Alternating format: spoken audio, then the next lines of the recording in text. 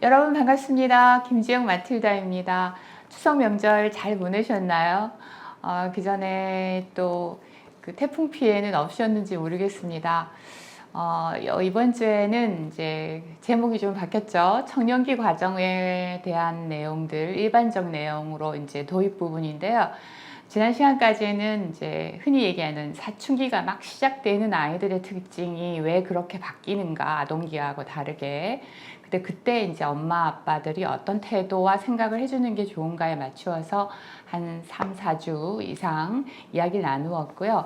이제 사춘기로부터 시작되는, 그래서 이제 성인기가 시작되기 전까지의 청소년기, 즉 청년기까지의 일반적인 과정의 내용들을 다루고, 뭐 직업의 준비라든지, 그 다음에 이제 성 역할, 또 그 다음에 자기 자신의 어떤 가치관을 세우고 하는 내용들을 다 담아서 그때 이제 조금씩 이제 중고를 거쳐 대학생까지의 흔히 얘기하는 청소년기라고 하는 시기긴 하지만 최근에는 굉장히 길어져서 20대 중후반까지 아이들의 특징에 맞추어서 그때 중요한 주제들을 하나씩 보면서 말씀드리기로 하겠습니다. 그 중에서 오늘은 이제 그 시기의 일반적인 내용, 현상들에 대한 내용을 가지고 이야기를 좀 도입해 보도록 하겠습니다.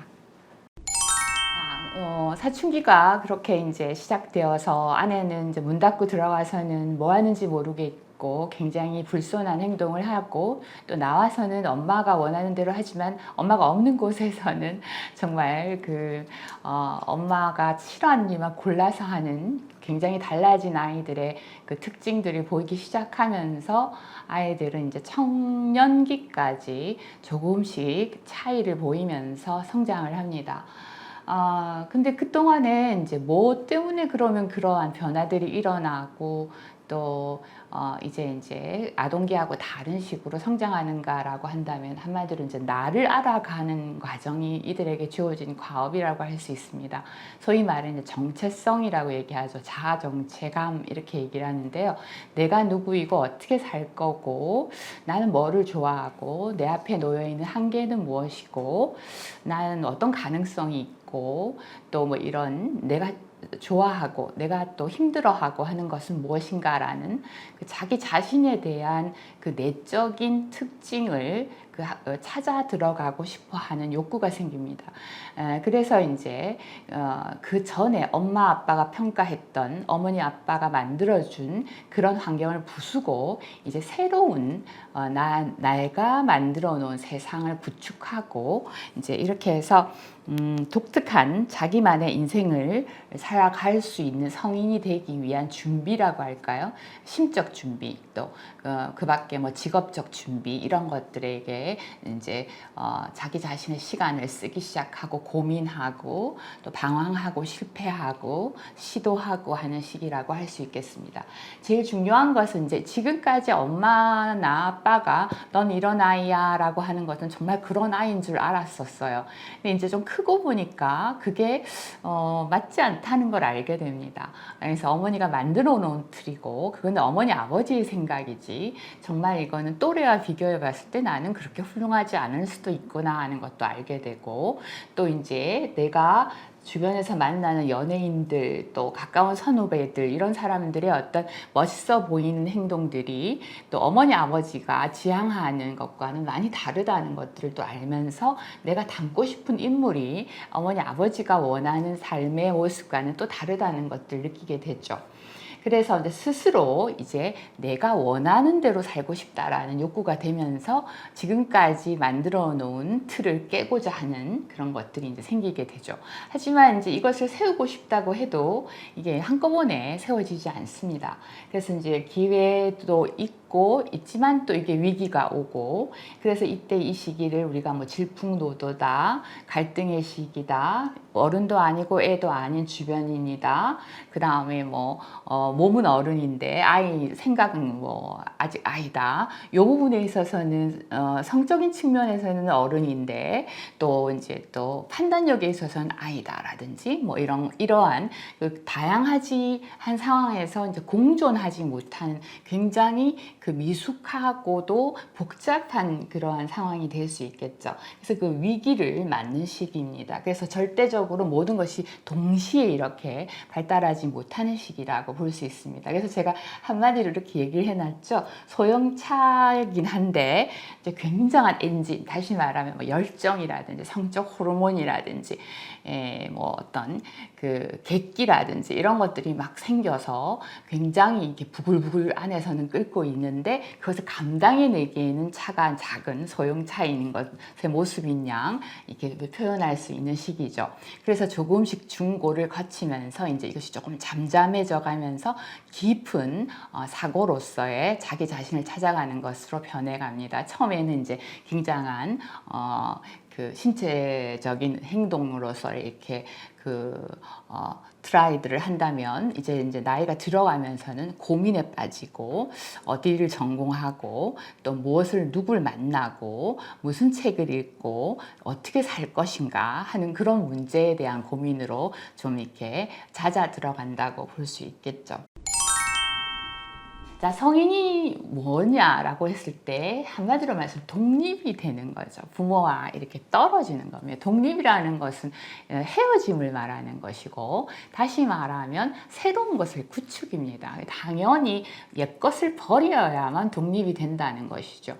그러니까 부모 말을 그대로 부모가 구축해 준 것을 그대로 수용하는 것은 올바른 청소년기의 발달이라고 볼 수 없습니다. 그래서 항상 거리를 둬라 라고 이제 아이가 사춘기를 보내면 엄마 아빠는 거리를 두세요. 너무 간섭하지 마세요 하고 얘기하는 이유가 뭐냐면 독립을 하는데 도움을 주지 않고 아이들을 스스로 자유롭게 자기 스스로 선택하고자 하는 욕구를 방해하기 때문이고 또 그렇게 되면 독립만 늦어진다라는 것이죠.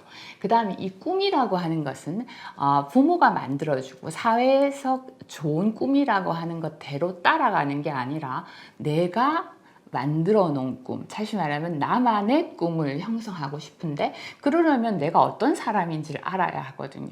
근데 잘 모르겠단 말이죠. 뭘 좋아하는지, 무엇은 안 좋아하는지, 얼마나 할 수 있을지 이런 것들이 이제 괴로우니까 시간적인 배분이라든지 이런 것들을 이제 다시 구조를 짜야 되는데 잘 못 짜겠단 말이에요. 그래서 굉장히 방황스러워할 수밖에 없는 거죠. 그래서 내가 속한 친구나 그 다음에 주변에 영향도 미치고 그 다음에 그 주변으로부터 영향을 받아서 내가 쓰는 시간과 공간을 예전과는 다른 식으로 변화를 주고자 하는 시기입니다. 그래서 실제 진짜 그 생각대로 살아가는 시기는 성인기이고요. 그 전에 그렇게 어떻게 살아야 되겠구나라고 그 구조를 짜고 이제 정하고 선택하고 준비하고 하는 것이 이제 청소년의 길이라고 시기라고 할 수 있겠습니다. 근데 이제 우리 현실은 내가 하고 싶은 것대로 할 수 없죠. 그래서 항상 제약이 있고요. 생각보다 실제 해보니까 잘 안 되고 그 다음에 어렵다라는 것을 알게 됩니다. 그래서 청소년 사목의 특징은 몸으로 부딪히고 관계를 맺는 거죠. 그래서 학교 생활을 왜 하게 해봐야 되냐면 혼자 세계에 있지 않아야 되는 이유는 관계를 통해서 내가 이 정도가 되면 다른 애들하고 비슷하구나, 다른 애보다 조금 떨어지구나, 뭐 이 정도면은 비슷하구나, 조금 뛰어나구나, 요건 조금 모자라구나 이렇게 비교하고 관련이 이런 아이도 있구나, 저런 아이도 있구나, 이런 아이 앞에서는 이래야 되겠구나, 뭐 이런 다양성을 통해서 관계를 맺는 초보적인 사회생활을 해보는 것이 학교거든요. 그 다음에 사회적 규칙 중에서도 가장 일반적인 규칙을 배우고요. 그 다음에 인생을 살아가는데 기본적으로 필요한 그러한 지식이랄까 지혜랄까 이런 것들을 이제 책을 통해서라든지 그 다음에 경험을 해본다든지 같이 뭔가 협동을 한다든지 여행을 한다든지 과제를 한다든지 하면서 아이들이 배워서 이제 하는 거죠. 그게 이제 나중에는 직업으로 연결이 되고 결혼으로 연결이 되고, 뭐 여가, 내가 어디다 돈을 쓰니까 나는 기쁘다라든지, 어떤 것들을부터 먼저 돈을 쓰고 어떤 것은 아끼고, 뭐 이러한 것들이 나한테는 어떤 것이 더 맞더라든지 이런 것을 이제 정하게 됩니다. 자, 학교는 왜 가는가에서 이게 굉장히 얘기가 많이 이제 했는데, 한마디로 말씀드리면 공부를 잘한다라고 우리가 이제 굉장히 많이 바라고 있는데, 공부가 뭐냐라고 하면 사실 공부라는 것은 책을 통해서 어떤 정답을 찾는 것이 아니라는 말씀을 드리고 싶습니다. 그래서 공부를 잘한다는 것이 지능이 높고 능력이 있다라는 것을 말하는 게 아니라는 거죠. 우리는 공부를 해야 되는데 왜 해야 되냐라고 말씀드리면, 인간이니까 하는 거죠. 인간만 공부합니다. 공부는 쿵푸죠. 쿵푸. 다시 말하면 연마입니다. 성실하게 내 몸을 통해서 뭔가 이루어 나가는 거예요. 그래서 점수를 따는 거하고는 다른 부분입니다. 그래서 공부는 멈추지 않고 계속돼야 되지만, 기본적으로 학교를 가야 되는 이유는 그 공동체 생활에서 주어져 있는 교과서에서 통해서 있는 외우고 답을 찾는 공부라 그럴까요? 시험도 중요하지만 함께 하면서 체험을 통해서 훈련하고 연마하는 그런 것들을 배우는 곳이 학교라는 것입니다. 그래서 성취의 기쁨도 있고 함께 하는 것들, 요걸 잘하는 아이, 저걸 잘하는 아이, 쟤에게 도움은 요걸 받고 난 또 얘를 도와주고, 이런 참여한다든지 영향을 준다든지, 그 다음에 과학의 개념을 배움을 통해서 앞으로 기술의 발전을 통해서 직업을 할 때 내가 평생 이용할 수 있는 기본적인 지식을 이때 배워놓고, 책을 통해서 고전을 읽고, 그래서 상식을 배우고 뭐 이러는 것들이겠죠. 그래서 이제 이런 것들 통해서 그냥 단순하게 학교 없이 집에서 홈스쿨링을 한다거나 검정고시를 통해서 대학 가는 거, 뭐 대학만 가면 되지라고 하지만, 학교를 다니면서 간 거와 그렇지 않은 것의 차이는 이러한 부분에서 차이가 날 수 있다는 거죠. 그래서 쉬지 않고 학교를 빠지지 않고 가는 것을 배워서 직장도 그렇게 가기 싫어도 가는 거라든지, 어른 앞에서 행동을 하는 거라든지, 이런 것들이 우리가 6년 동안의 삶을 통해서 배우는 것이 공부이지, 시험을 준비하고 거기서 좋은 점수를 받는 게 공부가 아니다라는 것입니다. 그래서 우린 모두 공부에 적성이 있다는 의미를 좀 생각할 필요가 있겠고요. 그 다음에 이때 우리는 많은 것을 관찰하게 됩니다. 친구들 통해서도 배우고, 책을 통해서도 배우고, 엄마 아빠를 통해서, 선생님들의 어떤 교정을 통해서 배울 때 이제 이것들을 이러한 제가 지금 관찰이 되는 의미를 했죠. 그래서 우리가 파지되어서 내 머릿속에 남습니다. 어릴 때 들었던 뭐 음악, 40년이 지나도 뭐 그때 외웠던 그 어떤 단어, 또 무슨 영어 시간에 선생님이 가르쳐줬던 팝송, 이런 거 다 지나고도 배우죠. 이런 것들을 통해 가지고 우리가 가능하면은 이제 간접적으로 배워놓던 것들이 좋은 거를 집어넣고 좋은 경험을 관찰해 놨을 때, 내가 성인이 되어서 돈이 생겼을 때 또 그 좋은 음악을 찾을 수 있고 하는데, 이때 이런 경험이 없는 아이들은 돈이 있어도 그 경험, 예술, 문화 이런 것들 선택하고 내가 즐길 줄 모르는 아이가 되겠죠. 그래서 가능하면 환경과 문화에 고상하고 좋은 환경에 관찰하는 것이 이 시기 동안에 나를 발전시키고 나를 알아가는데 큰 영향을 줍니다. 아, 내가 문학을 좋아하는구나. 아, 내가 뭐 음악을 좋아하는구나. 이런 것도 알게 되는데 자아 정체감을 찾는 데도 도움을 주고요. 자, 그래서 제가 젊었을 때 좋은 씨앗을 두라. 여기서 제가 씨앗이라는 표현을 쓴 것은 이제 이때 신앙을 가지고 있느냐 없느냐는 것은 설사 성당을 가지 않더라도 굉장히 중요한 의미를 갖습니다. 그래서 이것이 내 안에 씨앗으로 남아 있으면 성인기가 되었을 때 나를 신앙에 가까운 삶을 살아가도록 이렇게 추진하는 씨앗으로 이미 자라날 수 있는데, 씨앗을 뿌려놓지 않게 되면 그 이후에는 어려워진다라는 의미가 되는 거죠.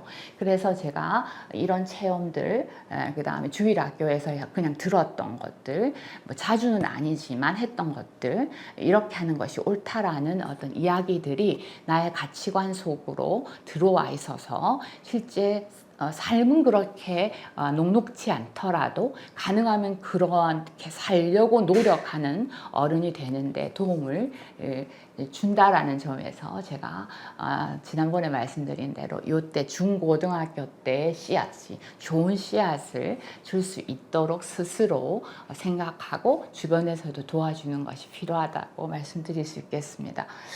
다음 시간에 이제 정말 말씀드린 자아 정체감이 무엇이고 어떻게 찾고 또 찾기 위해서 무슨 노력을 해야 되는지를 가지고 얘기를 나누도록 하겠습니다. 수고하셨습니다.